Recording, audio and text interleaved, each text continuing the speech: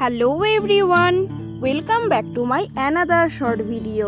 প্রথমত আমার চ্যানেলের যারা অডিয়েন্স আছো তাদের কাছে আমি অনেক থ্যাঙ্কফুল। কারণটা হচ্ছে আমি যে সিরিজটা চালু করেছিলাম সেখানে তোমরা অনেক অনেক অনেক ভালোবাসা দিয়েছো।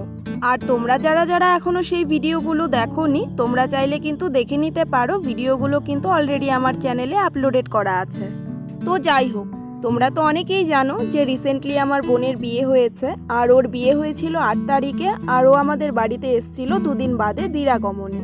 তো এখানে দেখো আমরা কিন্তু সবাই মিলে তারই প্রস্তুতি করছিলাম। ও আসবে বলে এখানে আলপনা করছিল, আর বোনের যেহেতু একটু দেরি হয়ে যাচ্ছিল তো সেহেতু দেখো আমিও কিন্তু পুচুকে হেল্প করছিলাম।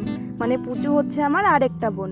তো যাই হোক, এখানে আমাদের আলপনা দেওয়া একদম কমপ্লিট। আর তোমরা কিন্তু অবশ্যই জানিও যে আলপনার ডিজাইনটা কেমন হয়েছে। আর এখানে দেখো তোমাদের সাথে কথা বলতে বলতে কিন্তু বোনও চলে এসছে। এখানে ওর বর এসছিল আর হচ্ছে ওর ঠাকুমা এসছিল।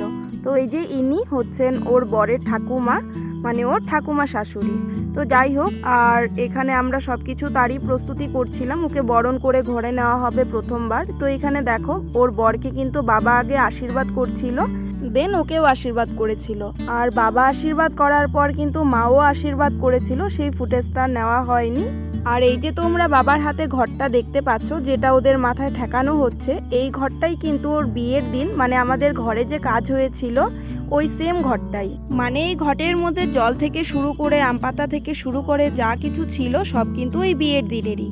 ওটাই কিন্তু রেখে দেওয়া হয়, ওটা দিয়েই দিরাগমনে আশীর্বাদ করা হয়। আবার যখন ওরা দুদিন পরে চলে যাবে আমাদের বাড়ি থেকে, তখনও কিন্তু এই সেম ঘরটা দিয়েই ওদেরকে আশীর্বাদ করা হবে।